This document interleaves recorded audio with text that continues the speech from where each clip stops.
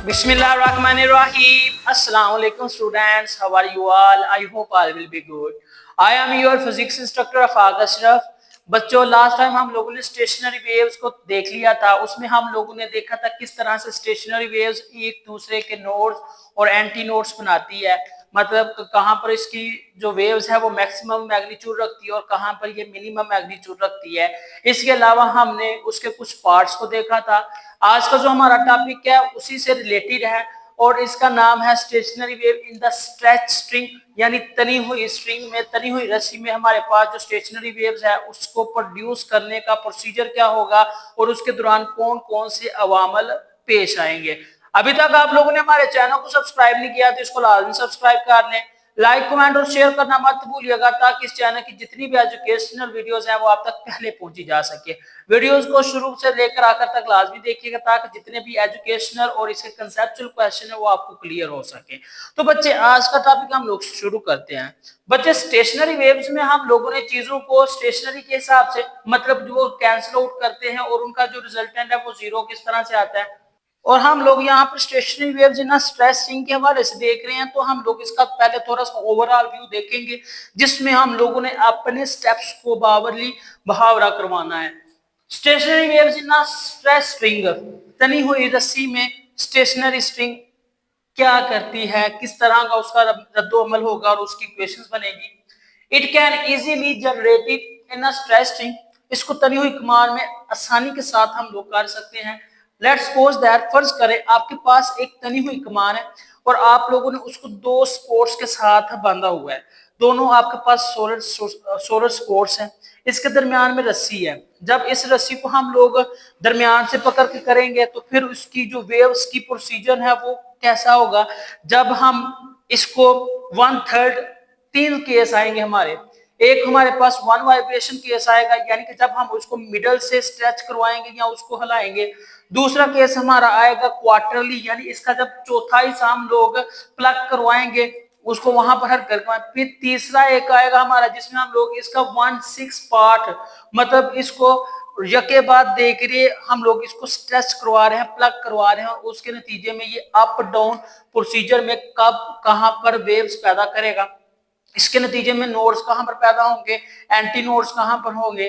ठीक है, तो इसका ये थोड़ा सा खुलासा है कि which is kept stretch by clamping when it plug and release.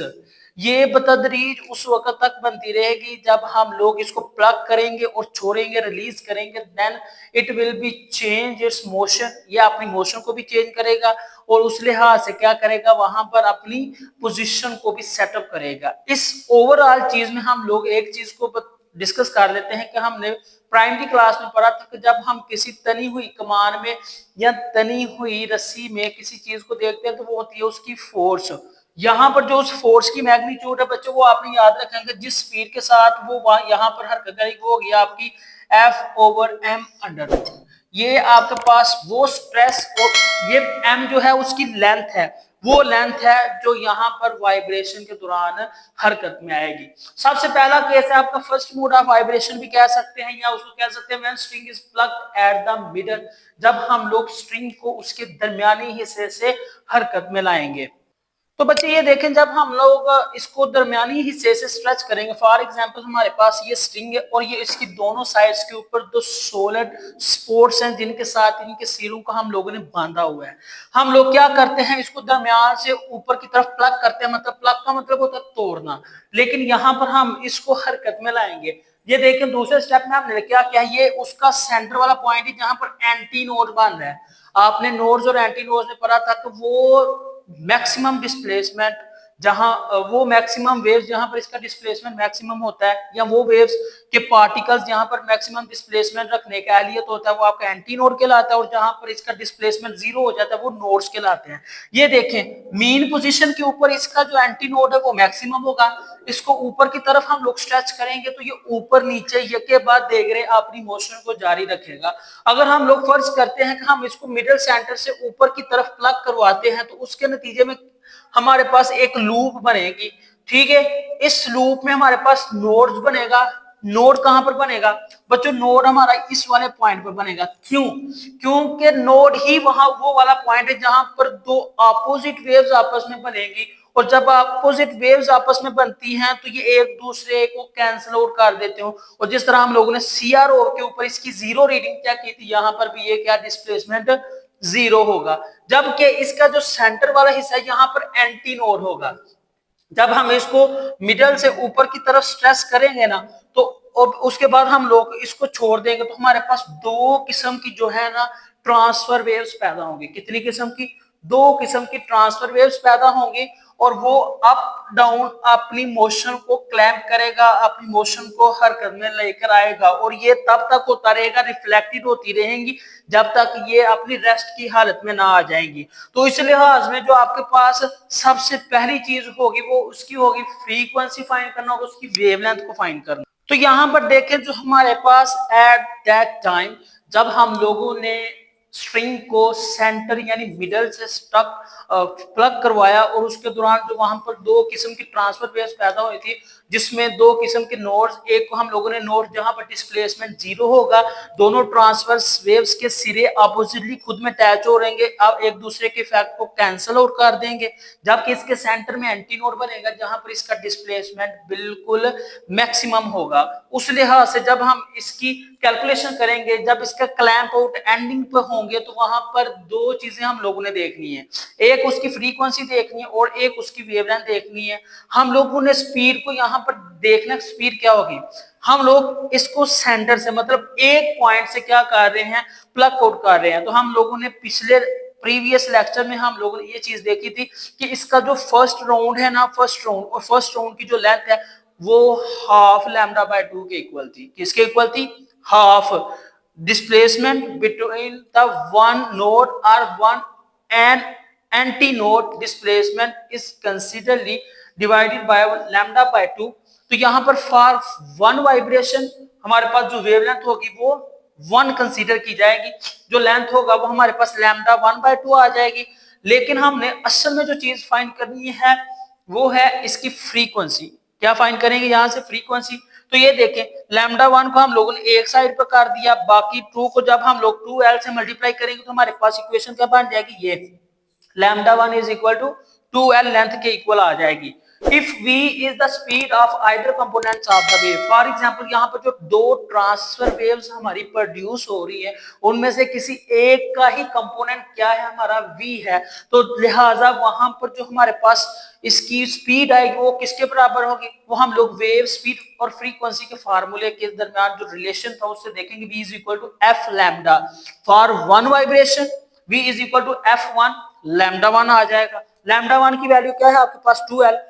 Actually में हम लोगों ने फाइंड क्या करना है, फ्रीक्वेंसी। तो यहां पर फ्रीक्वेंसी को एक साइड पर कर दें, दूसरी साइड पर इसको ले जाएं 2l को, ये v के ओवर नीचे आ जाएगा, तो आपके पास जो फंडामेंटल फ्रीक्वेंसी होगी जो इसकी क्वांटाइजेशन की वैल्यू बनने वाली है वो है आपके पास f1 v over 2l। Understood है? और अभी अभी हम लोग इस चीज को डिस्कस करके आए हैं कि जब हम लोग किसी स्ट्रेस, स्ट्रेन या टेंशन वाली स्ट्रिंग में कंपोनेंट्स को डिस्कस करते हैं तो वहां पर जो फोर्स होती है असल में वो उसकी टेंशन होती है। तो हमारे पास जो v था वो किसके इक्वल था बच्चों, वो हमारे पास f ओवर m के इक्वल था। किसके इक्वल था? f ओवर m के इक्वल था। तो यहाँ पर जो आपके पास चीज आएगी वो क्या आएगी, if m is the total mass then this value will be putting in the equation number 1। Equation 1 में हम लोगों ने ये चीज देखी थी, हमारे पास इक्वेशन बनी थी f1 is equal to v over 2l। तो 2l को हम लोग वैसे ही ये देखें, ये हमारे पास v की वैल्यू बनी है f under root f over m। f1 is equal to किसके इक्वल था, लैम्डा सॉरी f1 था हमारा v ओवर 2l की, 1 ओवर 2l वैसे का वैसे ही, और यहाँ पर v की वैल्यू हम लोगों ने पुट की f over m।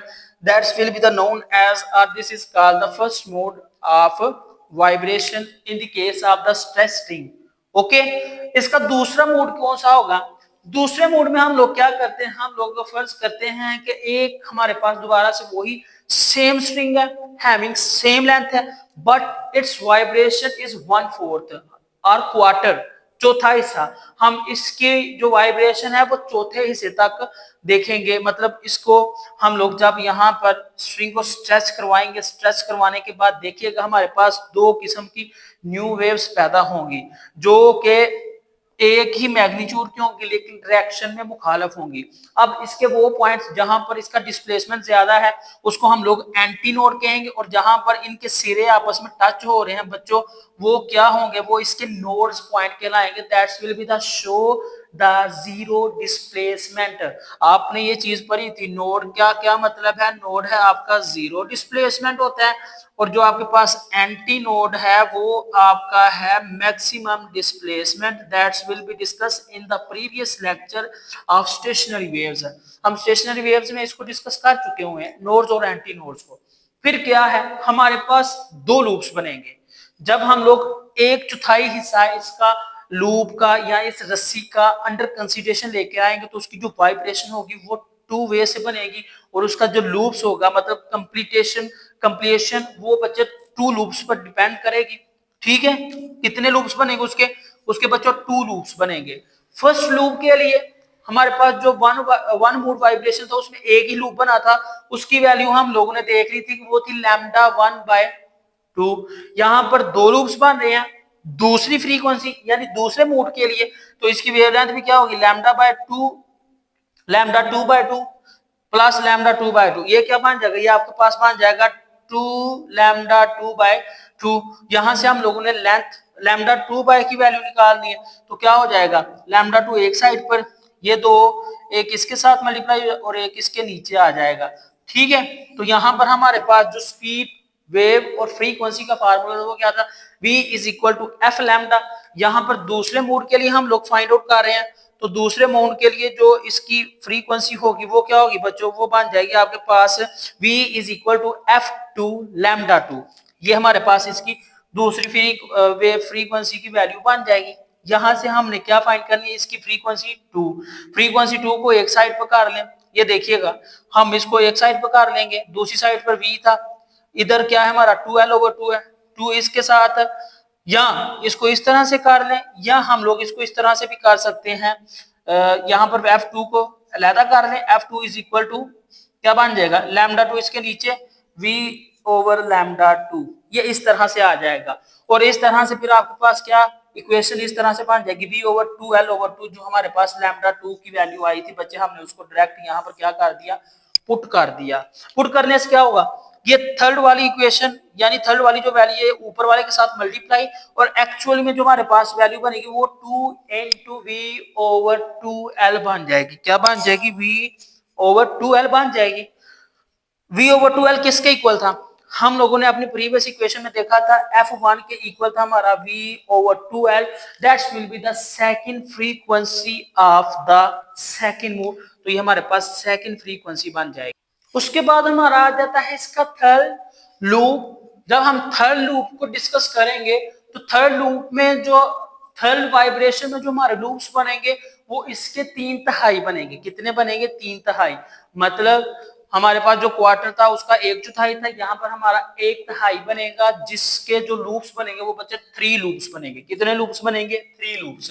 When the same string is plugged at the 1/6 यानी 1 के 6वें हिस्से तक इसको हम लोग प्लग करेंगे तो उसके दौरान जो उसके लूप बनेंगे उसकी बच्चे जो कैलकुलेशन होगी वो 3 होगी। तो लिहाजा जो हम लोग यहाँ पर एड वाला सीन करेंगे तो क्या होगा, लैम्डा 3/2 एक दफा, लैम्डा 3/2 दूसरी दफा, लैम्डा 3/2 तीसरी दफा, और जब इनको जमा करेंगे तो हमारे पास क्या आ जाएगा, 3 लैम्डा 3/2। ये हमारे पास L की वैल्यू आई है, यहां से हमने लैम्डा 3 की वैल्यू निकालनी है।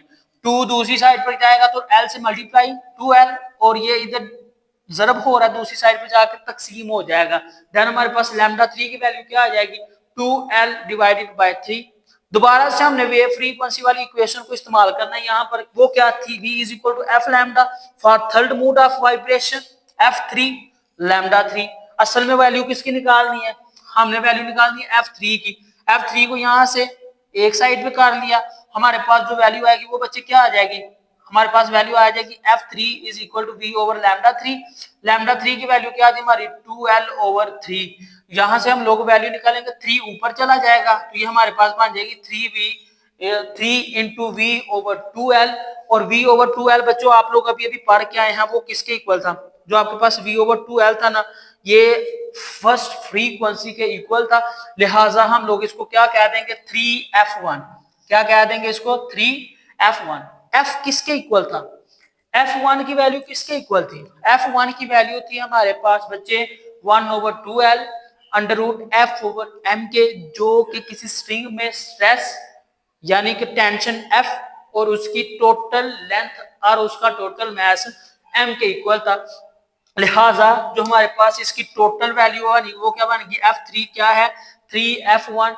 That will be the show that stationary waves has discrete set of the frequency F1, 2F1, 3F1 which is known as the harmonic frequency, जिनको हम लोग क्या कहेंगे हार्मोनिक फ्रीक्वेंसी का नाम देंगे। अगर नहीं यकीन तो हम लोग nth वाइब्रेशंस की तरफ भी जाते हैं।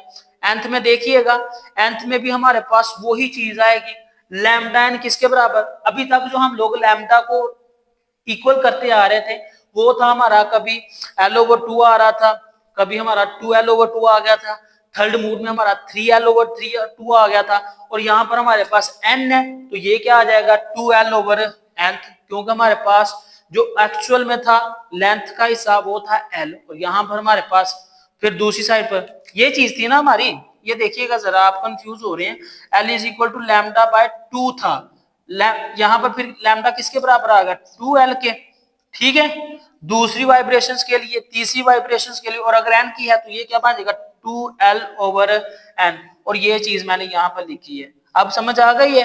अच्छा तो ये देखें यहाँ पर फिर हमारे पास जो इसकी फ्रीक्वेंसी होगी वो भी nth टर्म तक जाएगी, जो इसकी वेवलेंथ होगी वो भी nth टर्म तक जाएगी, लिहाजा यहाँ पर हम लोग nth वैल्यूज को पुट करेंगे, nth f की nth वैल्यू मालूम करेंगे तो वो क्या आ जाएगी, वो आ जाएगी v ओवर लैम्डा की power lambda n, lambda n किसके इक्वल है 2l ओवर n, तो ये आ जाएगा n v ओवर 2l और is equal to nf1। that will be the show that these are the harmonic frequency which can be stated that, ये harmonic frequency की बच्चे definition है, harmonic frequency क्या है, stationary waves has discrete set of the frequency f1, 2f1, 3f1 known as the harmonic frequency। इसके तीन बहुत ही important parts हैं जो आपके रिजल्ट में आपको काफी हेल्प दे सकते हैं। एक इसकी हार्मोनिक फ्रीक्वेंसी की डेफिनेशन, दूसरे नंबर पर इसकी low frequency F1 for which the first mode is produced called the fundamental frequency. आपके पास ये आ जाएगी फंडामेंटल फ्रीक्वेंसी की डेफिनेशन। फंडामेंटल फ्रीक्वेंसी की डेफिनेशन क्या है, जो आपके पास फर्स्ट फ्रीक्वेंसी थी, that will be the initial and the final points in the all over the question, that will be describe the whole frequencies which is produced in the first mode, second mode and third mode and also in the nth mode। तो ये आपके पास fundamental frequency होगी, इसके बगैर आपके फार्मलाइजेशन का कोई भी वजूद नहीं होगा। लास्ट पर जो हमारी डेफिनेशन है बच्चे वो है क्वांटाइजेशन ऑफ फ्रीक्वेंसीज। वो क्या होती है क्वांटाइजेशन ऑफ फ्रीक्वेंसीज, क्या होती है बच्चों, जो आपके पास क्वांटाइजेशन ऑफ फ्रीक्वेंसी होती है ना, ये हमें बताती है कि किसी भी मीडियम में जितनी भी फ्रीक्वेंसीज हैं वो सारी की सारी मीडियम को एक ही दफा में सेट नहीं कर सकती, उनको बारी बारी अपने वजूद को साबित करने के लिए अलग अलग स्टेप बाय स्टेप प्रोड्यूस होना पड़ता है, और ये चीज आपके पास क्वांटाइजेशन मतलब यकतानियत एक जैसी कहलाती है, मतलब एक कहलाती है, क्वांटाइज क्वांटा, ठीक है। Stationery waves of all frequency can not be set up in a medium only in a medium, एक ही मीडियम में सारी फ्रीक्वेंसी एक साथ प्रोड्यूस नहीं हो सकती।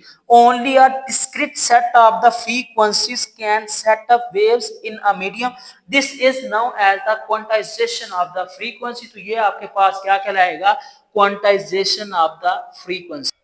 एमसीक्यूज के हवाले से ये पार्टिकल्स और ये जो फार्मलाइजेशन है ये बड़ी इंपॉर्टेंट है बच्चे, आपने इसको जहन में रखना है और इनको प्रिपेयर भी करना है अच्छे से, क्योंकि ये अक्सर औकात लॉन्ग क्वेश्चन के तौर पर पूछ लेते हैं।